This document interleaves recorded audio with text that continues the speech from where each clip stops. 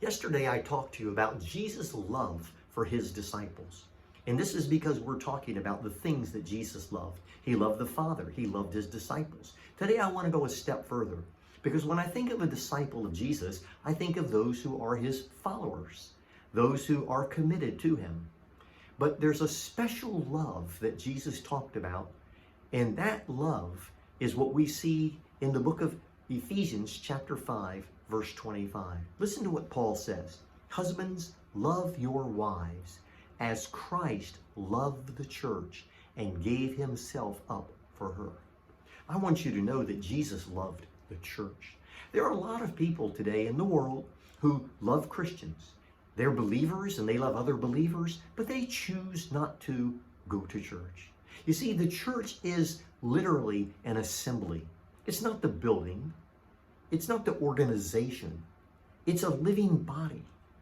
And we have been placed by Jesus in the power of the Holy Spirit, his church.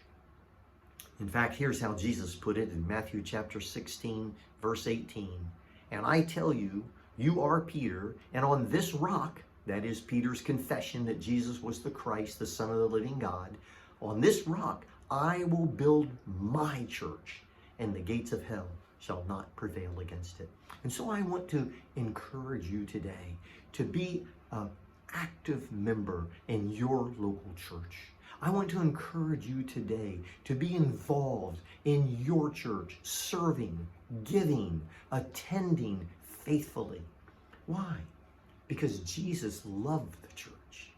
He didn't just say, I'm going to build my church. He gave his life for it.